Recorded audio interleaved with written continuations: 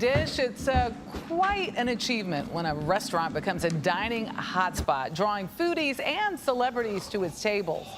But even more impressive when it remains a draw for more than 20 years. That's the case for New York's Lure Fish Bar and its chef Preston Clark, whose cooking and the acclaim it's earned carries on a rich family tradition. So what you want to do is you want to wedge it right there. When getting a lesson in oyster shucking, right here? Yep, right there in the hinge in the back.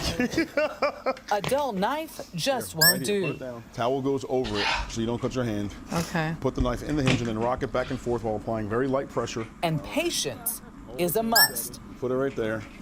In the time it took me to shuck one of these East Coast Beaujolais. A little bit more, keep going, rocking back and forth. Yep. Oh! Chef Preston Clark made an entire platter. He's been prepping oysters since he was 12 years old. I just slurp it up. One of the many culinary skills he learned from his parents, as well as the joy of pleasing palates. Oh, wow. That is delightful. Did I? Oh, that's a big smile. That's a big smile there. As the name might suggest, seafood reigns at Lure Fish Bar.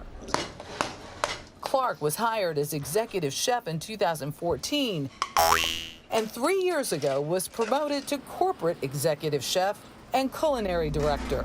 How would you describe it? How would I describe Lure Fish Bar? Unbelievable restaurant, a New York institution. I like to say my father had the institution uptown, I have the one downtown. His dad was pioneering legend Patrick Clark, the first African-American chef to run Tavern on the Green and win a prestigious James Beard Award. He died when Preston was just 16 years old. He's a big man, very strict, very stern, but very loving, very joyous. What would surprise people about him? He was kind of a softie. It's kind of a softie. I'm the oldest of 5. There was a bunch of us always running around. Never really lost his temper too much. And I think that was kind of the opposite of some of the people in his professional life understood. You said the langosta allá and dame unos lobster mac and cheese. Yeah, very fresh, huh? A trait Clark admits he shares. Very nice. Let's get it together, huh?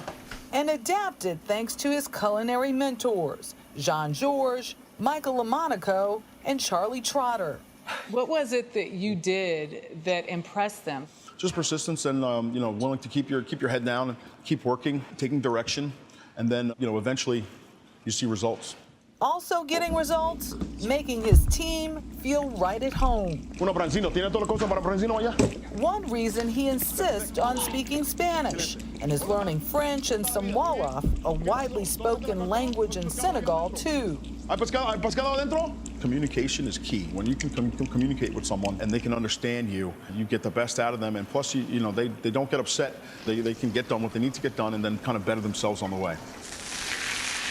I've had pretty much no turnover. I've had the same guys for the 10 years that I've been here. And so that leadership and being able to pass down the knowledge of cooking, all the different types of techniques and all the different foods that we use is super important. Which leads to eye-popping meals like this.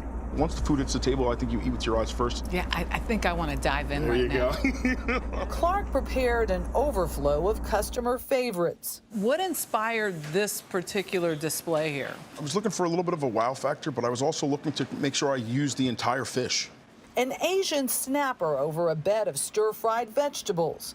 So it's a 2-pound snapper. Cut the fillets off, we bread it. Right before we send it out, we douse it with our sauce. Really good. Thank you. Oysters with pineapple chili relish. Lobster stuffed with blue crab and scallops in garlic chili butter.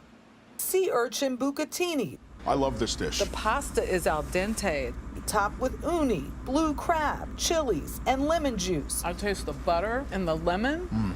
There is lemon in it. Yes, most definitely. Oh, it is delicious. Most definitely. And crispy tuna fried rice. I think it hits a lot of different notes. Crunchy, spicy, creamy. Creamy.